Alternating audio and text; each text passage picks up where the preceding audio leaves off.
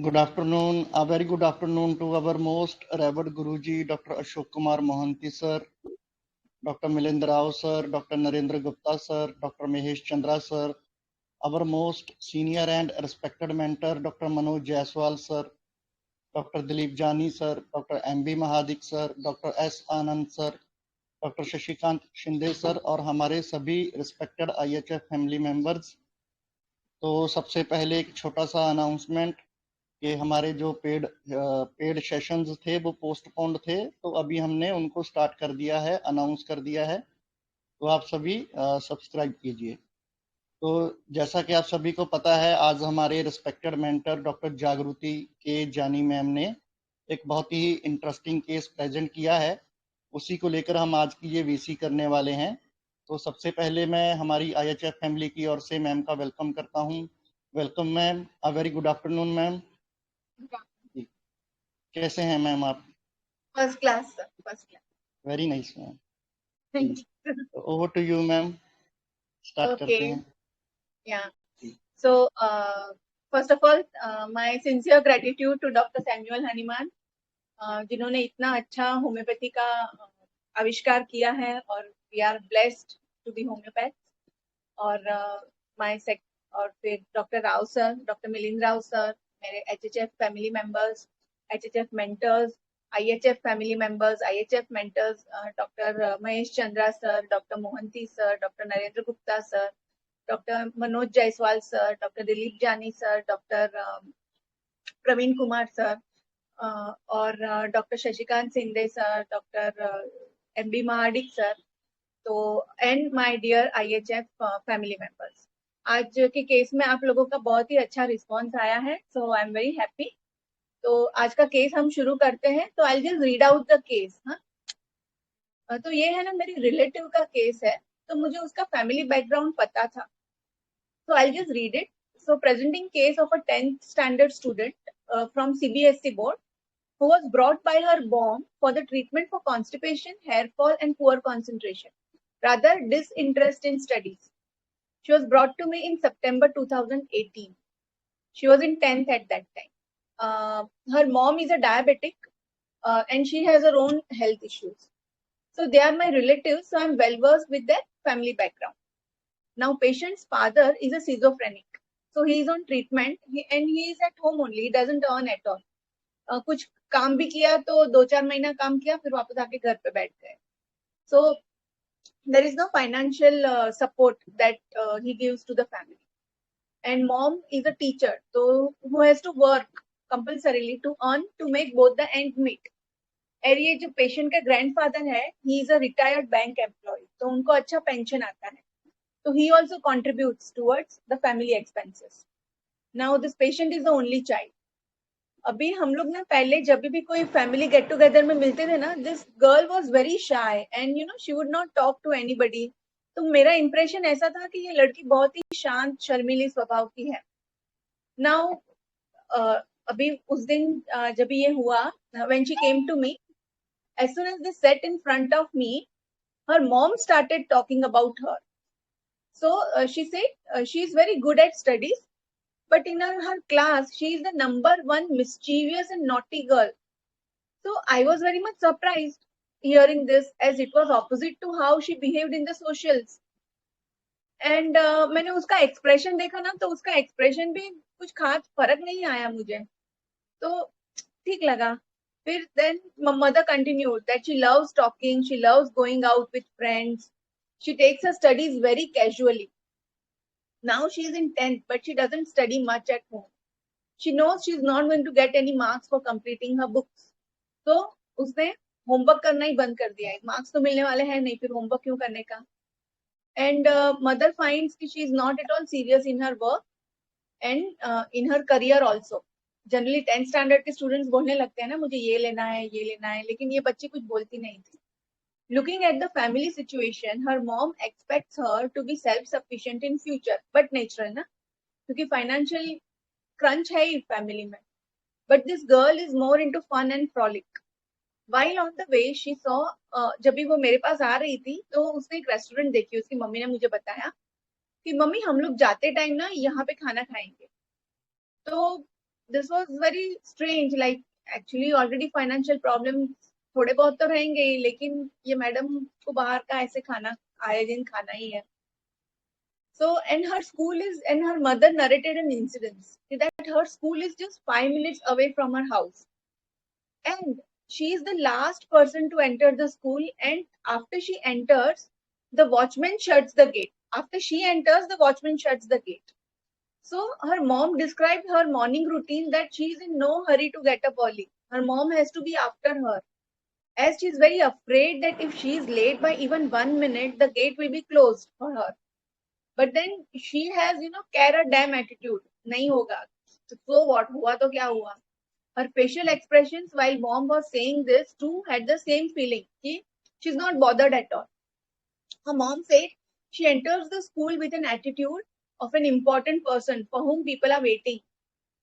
So this was very peculiar. She doesn't hurry up on seeing the gate getting closed. मतलब वो दूर से भी चली आ रही है और टाइम हो गया, बेल बज गया, तो watchman is about to close the gate.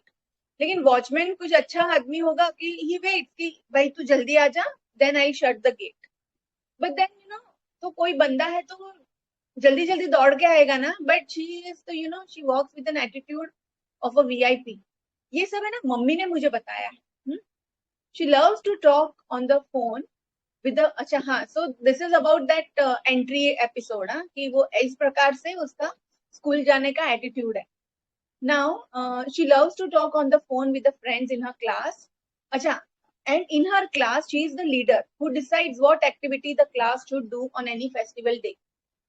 Means बहुत उसकी चलती है क्लास में. And now she is in 10th standard, so she often doesn't tie the hair as is the protocol है स्कूल का कि आप बाल बना के आओ, बांध के आओ. लेकिन ये है कि अभी क्या कर लेंगे ये लोग. And many of her classmates also follow her. So in the open house, the teacher described her as a very talkative girl who is not at all serious in studies. So the mom became very anxious and brought her to me. अभी mummy ने बोला कि अच्छा ये सारा history ना ज्यादा करके मम्मी ने ही दिया है और मैंने इसके एक्सप्रेशंस देखे हैं. तो और मम्मी बोल और ये ना शी इज वेरी शाय लगी मुझे. वो जल्दी खुल के बात नहीं किया उसने. And she often tells her mom to visit the branded showrooms for shopping. She loves dancing. At her home, she doesn't like to help her mom. जैसे कपड़े सूखे हुए कपड़े हैं तो वो बेड पे रखे हैं कि अभी आप फोल्ड करके रख दो. लेकिन ये है ना, she will lie down on the clothes only without even pushing them in a corner or even folding it. तो मम्मी बोलती है पूरे कपड़े ना इतने crumpled हो जाते हैं. But then she is not bothered only. So this was the case. And अभी मैं follow up भी बता ही देती हूँ. So after giving, so mother was very desperate कि भैया इसका 10th चालू है. I want her to be financially independent in future. तो अगर वो ऐसे ही पढ़ेगी तो उसका करियर क्या होगा. इसीलिए the mother was very desperate. But after giving the medicine, her constipation and hair fall improved, no doubt. But she started doing her homework. That was the major change. The mother was very happy with it. And her mother was very happy seeing her studying. She scored 90% marks in 10th. So we all were surprised. And she took up commerce, studied well, passed out in good grades. And now she has joined a bank and is drawing a good salary. तो actually मुझे ये case present करना था ना, तो मैंने उनको 2 दिन पहले फोन किया कि how is she, I wanted to know about her. तो उसकी मम्मी ने बोला कि हाँ she is doing very well thanks to homeopathy.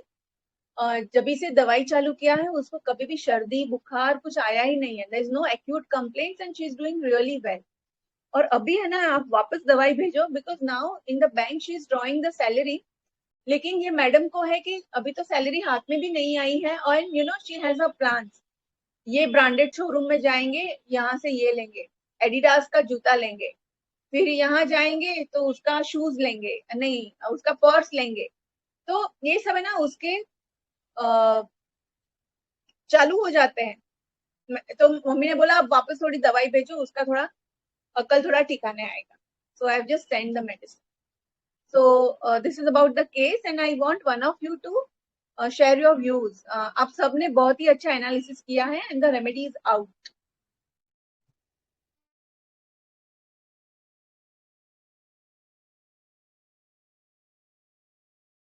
जी बताइए प्लीज।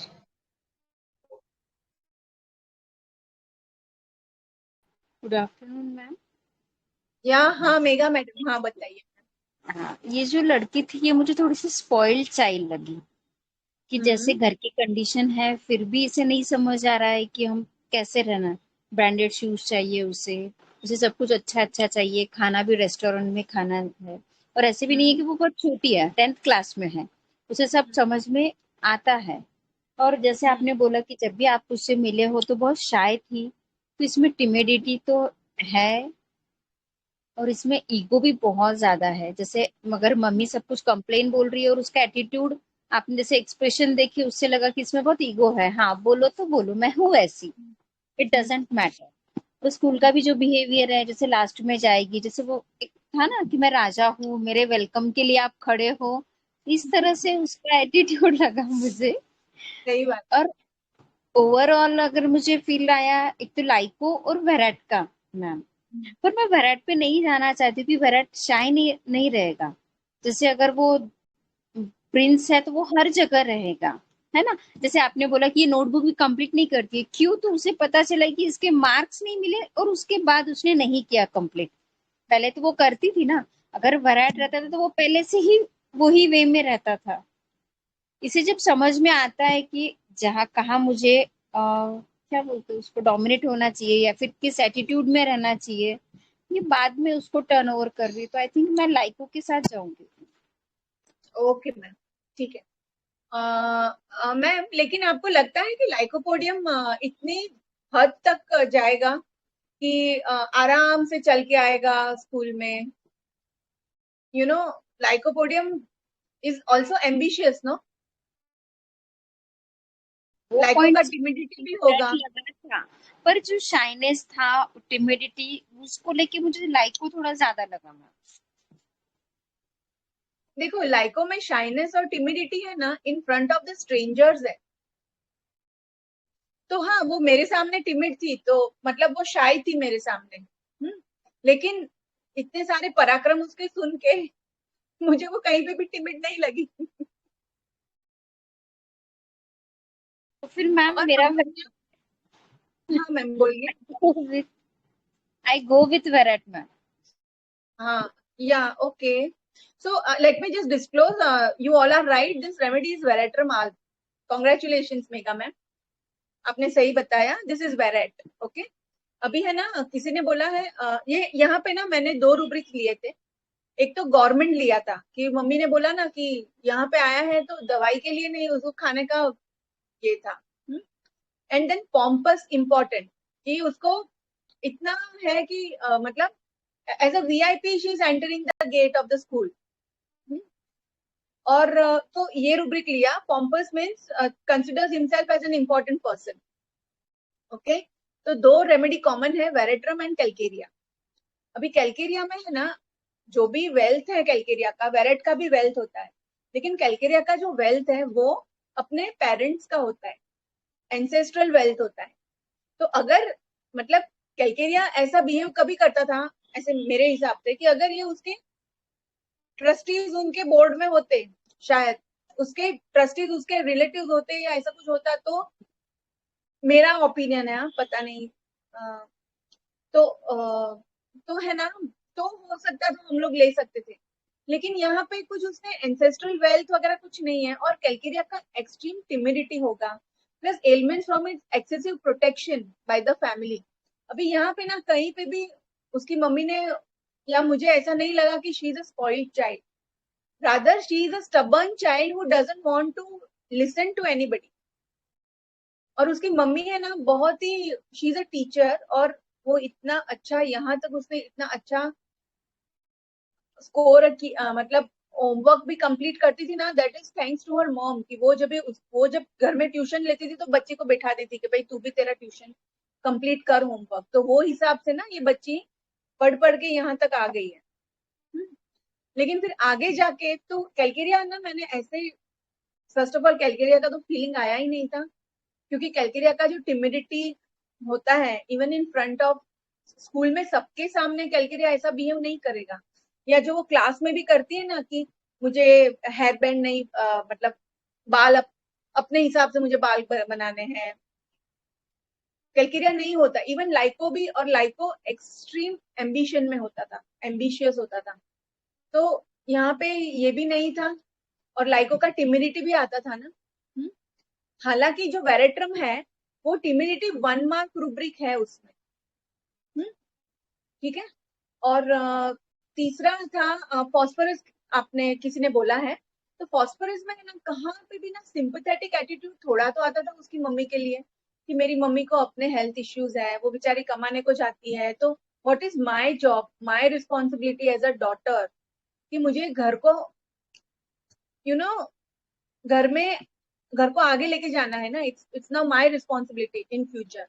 तो वो है ना अपनी मम्मी को थोड़ा तो हेल्प करती थी, लेकिन यहाँ पे तो कुछ हेल्प का नाम ही नहीं है मम्मी को। तो हर मदर जो वो बता रही थी ना, तो द मदर का है ना एक प्रकार से फ्रस्ट्रेशन बाहर निकल रहा था कि देखो मेरी बेटी ना ऐसा कर रही है, कि ऐसा था। ओके। तो लाइको, कैलकेरिया, फॉस्फोरस, और हाँ मर्कसॉल किसी ने बोला है। तो मर्कसॉल का ना, मर्कसॉल भी डिफायंट है, लेकिन मर्कसॉल का भी, Merc sol also goes against the authority, लेकिन मर्कसॉल का ना कहीं पे भी डिस्ट्रक्टिव टेंडेंसी आता है, कि गुस्सा आया तो उसने पेंसिल फेंक दी या पेजेस टेयर कर दिए। मैंने आगे भी मर्कसॉल के केसेस प्रेजेंट किए हैं ना, तो आपको अगर याद है तो वो औरत थी, तो वो जब भी गुस्सा आता था तो घर के कर्टन्स फाड़ देती थी, या उसने अपना जो डेस्कटॉप होता था उसके माउस कितनी बार तोड़े हैं। तो ये डिस्ट्रक्टिव टेंडेंसी ना कहीं पे भी नहीं आई। ओके। तो मर्कसॉल ऐसे रूल आउट हुआ है। एंड ऑल्सो ना merc sol belongs to the gold kingdom, मतलब वो जो है ना गोल्ड सीरीज में बिलोंग करता है। तो थोड़ा वो प्लेटिना ऑरम उसके बाजू में है, तो मर्कसॉल में भी है ना थोड़ा रिस्पॉन्सिबिलिटी का शेड आएगा, जो गोल्ड सीरीज का आता है ना वो होगा थोड़ा। लेकिन यहाँ पे कुछ भी नहीं था, तो इसीलिए मैंने उसको वेरेट दिया। अभी हम लोग ना किसी को कोई क्वेश्चन है क्या?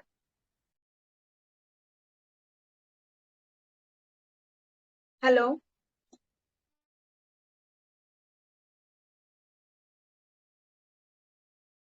मैं आगे आगे मेरा बोलूं? Hello. Hello ma'am. Hello ma'am. Oh hello doctor Lisha, आपका केस कल बहुत हाँ, अच्छा। Thank you ma'am. मैम ये पोस्टोलॉजी शेयर कीजिए ना, आपने क्या दिया, कैसे दिया पोस्टोलॉजी? ऑसोलॉजी, अच्छा मैंने है हम्म। ना 1M दिया उसको, क्योंकि ये फंक्शनल हम्म। लेवल पे चेंज है ना, पूरा केस मेंटल लेवल पे था और फंक्शनल लेवल कॉन्स्टिपेशन और हेयर फॉल, और तो मैंने सीधा 1M ही दिया। और 1M मैं फोटो निकाल के देती हूँ हाँ उसका पोस्टोलॉजी का, 1 मिनट। हाँ, 1M सिंगल डोज ही ज्यादा करके देते थे, once a week. 1 minute, just hold on, I just remove her paper.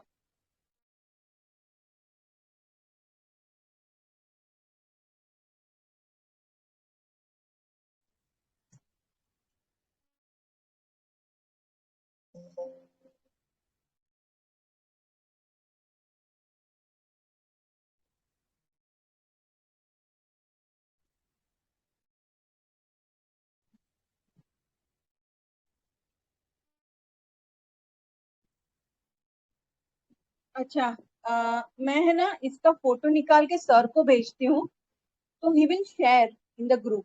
हाँ, देखो 18 सितंबर को ना शी सेड, मम्मी का फोन आया कि शी स्टार्टेड स्टडीिंग, हाँ, तो that was the major breakthrough. तो मैंने सिटी हॉल ही किया है। हाँ, मैंने उसको वेरेट्रम आज 1M 4 पाउडर्स देती थी एवरी मंथ, तो वंस अ वीक। और ऐसे ही चलता था।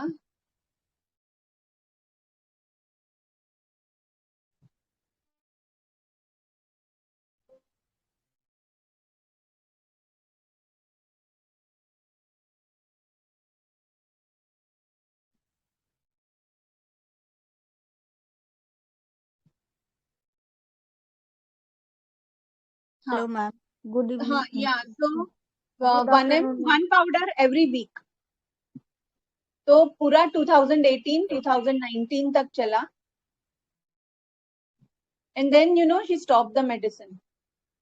12th में है ना, जब भी आई ना 2020, तभी उसने 1 महीने के लिए लिया, बिकॉज अगेन वो कॉलेज थी ना, तो मम्मी को दिमाग में बैठ गया था कि 10th में इसका ये रिजल्ट अच्छा आया था, तो फिर हमें देना है, मतलब अगेन तो शी सेड कि लेट मी कंटिन्यू, तो तभी नवंबर 20 में लिया है उसने, and then again the medicine is stop, और अभी मैंने फोन किया उसको 2 दिन पहले, तो again then I have sent her veratrum album 1 ml 4 powders same way once a week and SL for 30 days.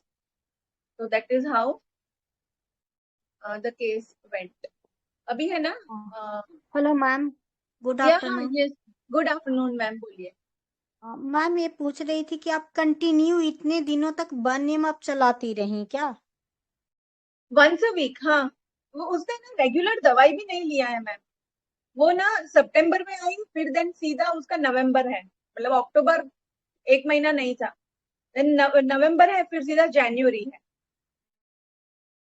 हाँ, पर once a week मैंने दिया है उसको, बिकॉज उसका बिहेवियर इतने लेवल पे है ना, that I had to give.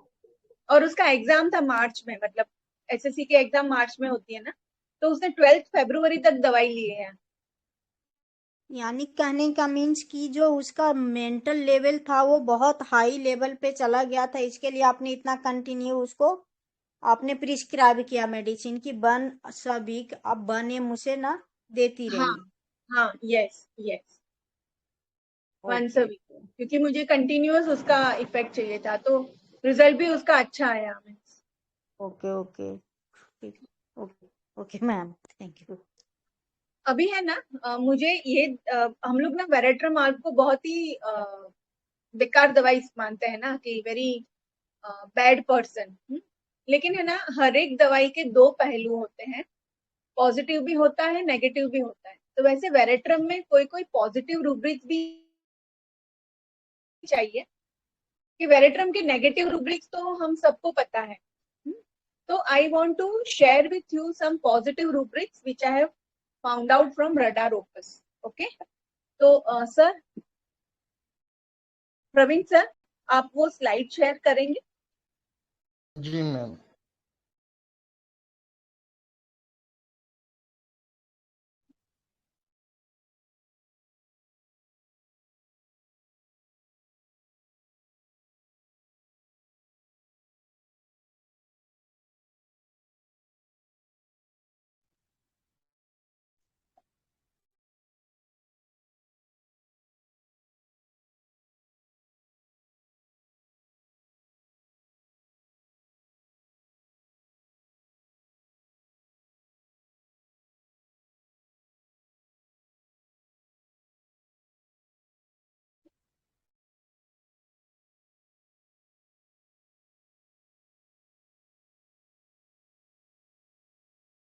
अच्छा, सही ये दे जो रहा है ना मैम? हाँ दिख रहा है, लेकिन सर जरा, हाँ, तो ये 2 रूब्रिक्स लिए हैं, गवर्नमेंट और पॉम्पस इम्पोर्टेंट। ओके, तो these were the prescriptive rubrics. Fine. अभी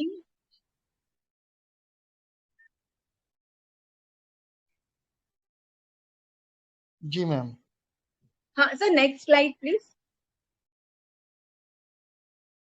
मैम मैं तो स्लाइड दिख नहीं रही, कहाँ दिखेगी? अच्छा, नहीं दिखा आपको? मुझे तो नहीं दिख रही दिख मैम, रही है, पता दिख नहीं। रही है, दिख रही है मैम। फुल स्क्रीन कीजिए आपके फोन को तो दिखाई देगा। अच्छा, स्क्रीन तो अभी है ये positive rubrics of veratrum album. So see, activity, desires activity, activity restless, affectionate, ये बंदा में अफेक्शन भी है, मतलब। Then ailments from excessive joy, ailments from pleasant surprises. Then this person is highly is even audacious. Audacity में है, busy must के, ऐसा नहीं है कि वो हमेशा सुस्त और आलसी ही पड़ा रहेगा. He wants to be busy and he is very careful also. और मर्फीज रेपर्टरी में देखे ना, तो कॉशियस रूब्रिक में भी वेरेट्रमाल है. ओके, मतलब we should not neglect it as a very careless and heedless person. Then cares full of, then cheerful during chill, clapping one's hand, मतलब वो दूसरा सब रूब्रिक है. Then he is very confident. Then comprehension easy active, ये बच्चों में हम देख सकते हैं. Comprehension easy, comprehension active. Then conscientious about trifles. Now ये रूब्रिक पढ़ के ना मुझे भी बहुत ही सरप्राइज हुआ, बिकॉज हम लोग वेरेट्रा मार्क को बोलते हैं मोरल फीलिंग वांट ऑफ, लेकिन see this is the different polarity. Conscientious about trifles, तो ये है ना, हम लोग सिलिका और इग्नेशिया ये लाइन में है. जब हम लोग कैंस रेपर्टरी पहले सीखा तो इसमें सिर्फ 2 ही ड्रग थे, सिलिका एंड इग्नेशिया. तो वो लाइन में वेरेट भी बैठता है. No doubt we have to consider the whole case in totality. लेकिन अगर किसी में ये है ट्रेट तो you don't just rule out कि नहीं ये वेरेट नहीं हो सकता है. Okay, courageous, then dancing, then determination. Okay, so next slide.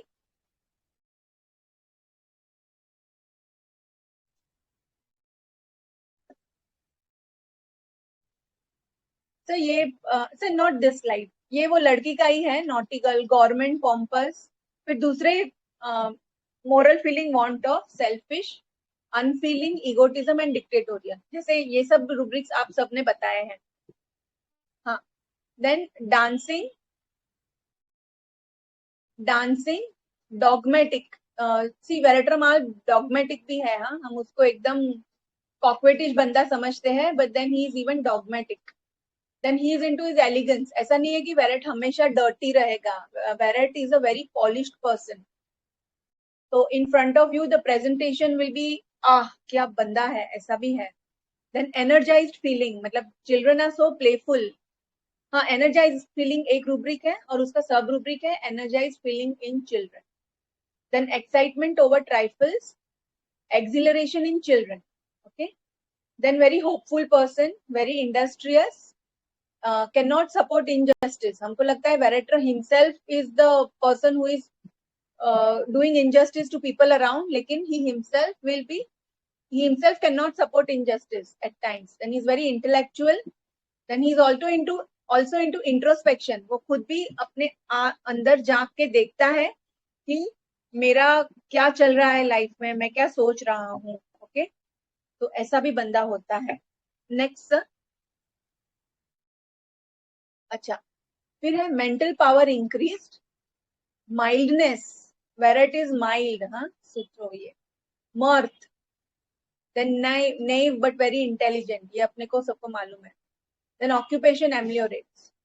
फिर कोई वेरेट आके फिलोसॉफी भी बोलेगा, फिलोसॉफी एबिलिटी फॉर. फिर आगे जाके थियोराइजिंग रूब्रिक में भी वेरेट्रम है.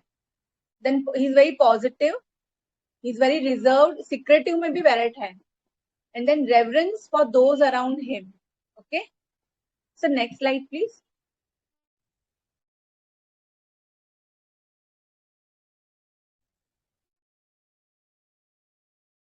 Rising from lying. अभी ये जो रूब्रिक है ना, this is a single remedy rubric of veratrum mark.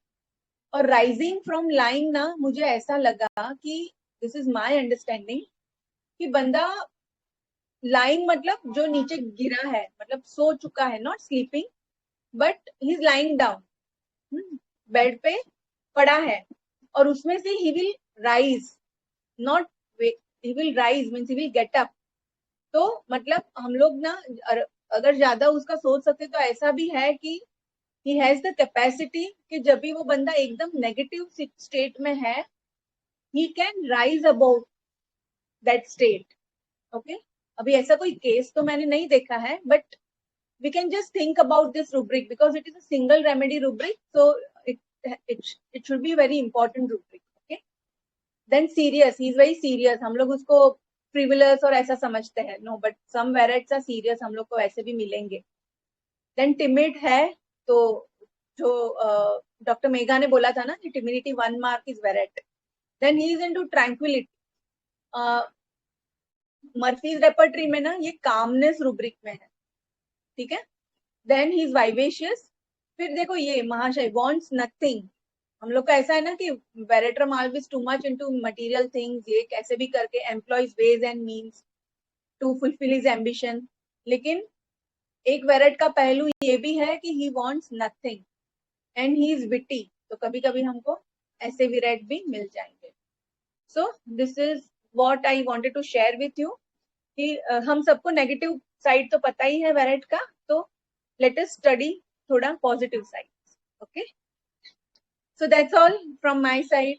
Praveen sir, आप कुछ ऐड करना चाहेंगे सर?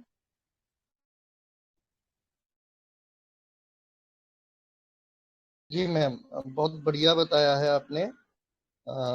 ये जो आज पॉजिटिव रूब्रिक्स आपने बताया है, तो एक जब हम किसी रेमेडी को पढ़ते हैं तो एक बुक पिक्चर बनाते हैं उसका, लेकिन कभी भी हमको हमारे माइंड में उस तरह से रखना नहीं चाहिए।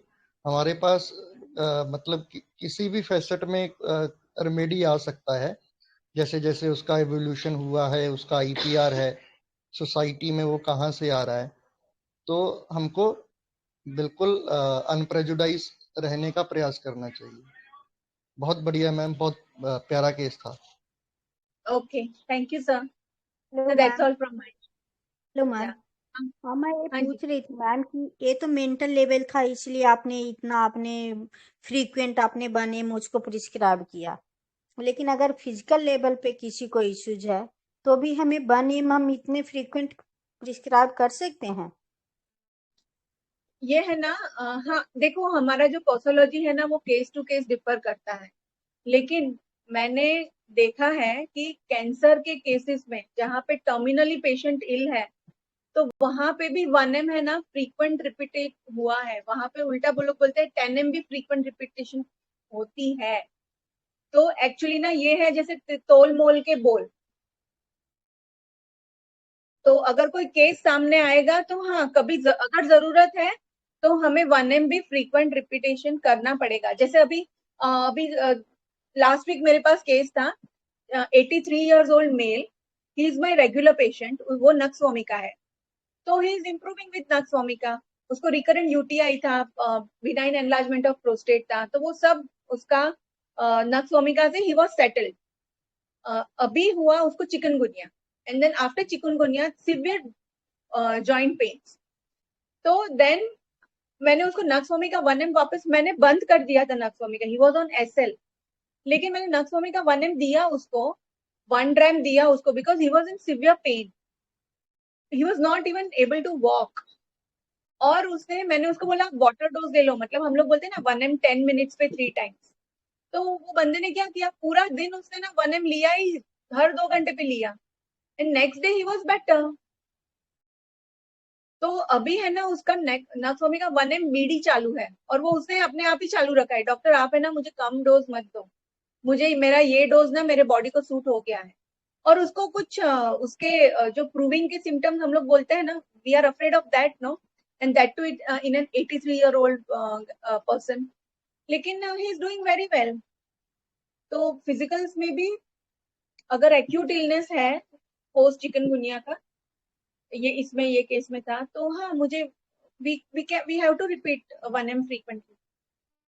एक ट्यूबरकुलर मेनिंजाइटिस का केस मैंने पढ़ा था, किसी और डॉक्टर का है। वो बच्चे को ही रिसीव्ड फॉस्फोरस था उसका 50M repeatedly, and then he came out of tubercular meningitis. It was the case of a child. तो acute cases में frequent repetition of high potency का जरूरत पड़ता है कभी कभी। और कभी ऐसा भी हुआ है कि हम लोग फ्रीक्वेंट रिपीट नहीं करते हैं ना, तो मेडिसिन डजंट एक्ट, और फिर देन वी फील कि समवेयर वो केस चला जाता है हमारे हाथ से, और फिर चला अल्टीमेटली भी कोई और। जाता है मैम, और शायद रिजल्ट भी वो नहीं मिल पाता जो हमें मिलना चाहिए। कभी कभी हाँ ऐसा तो भी होता है कि हमें वो वेट एंड वॉच ही करने में लगे रह जाते हैं और पेशेंट हमारे यहाँ से ये चला जाता है, हमें चांस भी नहीं मिलता है। ऐसी भी या चीजें तो हो जाती है। हो जाती है, yes. So posology is a very tricky thing, और एटलीस्ट एक्यूट में ना मैं बोलूँ कि मुझे कभी कभी even I am not confident, तो मैं ना पेशेंट को बोलती हूँ कि फ्रीक्वेंट रिपीटेशन में देती हूँ, और पेशेंट को बोलती हूँ आप मुझे हर रोज एटलीस्ट मैसेज करो कि हाउ आर यू, तो I will come to know कि कोई प्रूविंग सिम्टम तो नहीं है। ओके, वो वहाँ वेट एंड वॉच करते रहना भी है कि मेडिसिन दिया तो उसको रिजल्ट्स में क्या अभी आ रहा है नहीं आ रहा है। तो वो हमें कंसीडर होंगे कि अभी पेशेंट को हमने अगर फ्रीक्वेंट डोज दिया तो उसका क्या चल रहा है। अगर डे टू डे हमें अगर रिपोर्ट मिलती है तो हमें वो पता चलेगा कि कहाँ पे हम्म, हमारा मिस्टेक्स हो रहा है या फिर गुड पोजीशन में जा रहा है। Yes, very true, you are right ma'am. Okay okay ma'am. और मैम एक मुझे ये था कि पॉम्पस इम्पोर्टेंस, ये थोड़ा मुझे थोड़ा कंफ्यूजन हुआ है, उसका आप क्लियर कीजिए ना मैम। क्या क्या मैम, मैं सॉरी मैम। पॉम्पस का जो आपने समझाया वो कॉम्पस, मुझे बहुत क्लियर हाँ, नहीं हुआ मैम। पॉम्पस यानी वो बंदा जो अपने आप को है ना बहुत ही इंपॉर्टेंट समझता है, वो कोई डिग्निटरी है, वीआईपी है, तो वो अगर आए तो सबको खड़े हो जाना चाहिए, मतलब उसका जो एयर होती है उसके बिहेवियर में। तो ये लेडी भी जैसे, ये लड़की भी जैसे स्कूल अभी 10th स्टैंडर्ड की है, घर में तो हार्डली कैसे फाइनेंसेस उसकी मम्मी मैनेज करती है उसकी मम्मी को पता है, और ये मैडम स्कूल में आती है जैसे कि वो आई धीरे धीरे चल के आएगी, फिर आएगी उसके बाद में तुरंत दरवाजा बंद होगा। तो how is the attitude, no, उसकी मम्मी ने ही बोला, वो ऐसे आती है जैसे कोई वीआईपी है। दैट इज पॉम्पस, अपने आप को वीआईपी समझता है। Okay okay ma'am, clear Prince clear. समझता है नीचे के, प्रिंस है। हाँ, डिल्यूजन प्रिंस ही इज। एक दूसरा वेरेट्रम का केस था मेरे पास, वो बंदा है ना 2 daughters and 1 son, तो ये सन का केस है। तो अभी now he is 40 years old, तो 40 years पहले बेटा आया मतलब बहुत अच्छी बात होती थी ना तभी, कि बेटा है बेटा है। तो उसने ऐसे रखा ना बच्चे को कि बच्चा बॉम्बे के वन कॉर्नर से, जैसे यहाँ पे कोई मुंबई का है तो कांदीवली से चर्च गेट जाना है, तो every day he used to go by taxi cab, मतलब you know these two town suburbs are in the opposite end of Mumbai, you know, वो कैब का भी अभी तो हिसाब से 1000 रुपीज हो जाता होगा, 800 to 1000, लेकिन हर रोज है ना वो ऐसे जाता है, and he doesn't earn much. उसके पापा इज इन बैंक, तो सब लोग है ना उसके फैमिली वाले ना उसको बोलते थे, अरे प्रिंस आया देखो। तो मुझे लगा ये फैमिली वाले अच्छे होम्योपैथ थे हमारी company, they also know he is a prince verat, तो मैंने उसको वेरेट दिया था। एक्चुअली फैमिली वाले नहीं मैम, एक्चुअली होता क्या है, घर के लोगों को भी समझता है कि कौन पर्सन जो है वो किस तरह का एटीट्यूड वाला है, सही है। क्योंकि डे टू डे लाइफ में तो वो देख रहे हैं ना उसकी डेली की रूटीन को कर क्या रहा है। और फिर ये लोकल लैंग्वेज में उनका अपना होगा कि अरे ये तो प्रिंस जैसा है, चलो राजकुमार है, इतनी दूर से इतनी लंबी ये जर्नी करके जाता है वो भी कैब से, जबकि उनकी घर भी इतनी अर्निंग भी नहीं है। तो इसके लिए घर वाले इस तरह के बोल रहे होंगे, और आपको वो एक और अच्छा क्लू भी मिल गया। हाँ, सब लोग प्रिंस आया वो आता था ना, तो सब बोलते थे प्रिंस आया। है, बढ़िया था सर। मैम अच्छा केस था, बहुत अच्छा आपने समझाया। Thank you. ओके मैम, चलो, okay sir.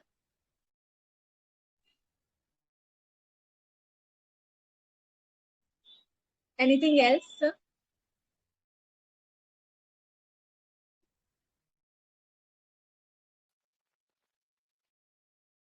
Praveen sir, can we end the VC? Yes, ma'am. Yeah, okay. Thank you, sir. So thank you for giving me this platform to present my case, and thank you all my IHF family members. Thank you, Praveen sir, for helping me out at the last moment. जी जी, And no thank problem, you, ma'am, no friend, problem. for your nice feedback. Thank you ma'am, thank you Thank you, sir. ma'am. It's my and our IHF family pleasure. हम हमेशा आपकी VC को बहुत enjoy करते हैं। तो आज की इस शानदार वीसी के लिए और ब्रेट्रम के इस जो उसके पॉजिटिव रूब्रिक्स हैं, उस तरह से भी ब्रेट्रम हमारे पास आ सकता है। तो आज की इस शानदार वीसी के लिए हमारी IHF फैमिली की ओर से आपका बहुत बहुत आभार, और हमारे सभी रिस्पेक्टेड IHF फैमिली मेंबर्स का भी बहुत बहुत आभार सपोर्ट करने के लिए और पार्टिसिपेट करने के लिए। आप सभी से मुलाकात होगी हमारी next VC. Thank you, good day.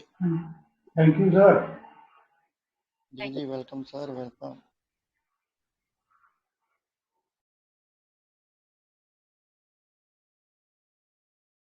Thank you, ma'am. Thank you, sir.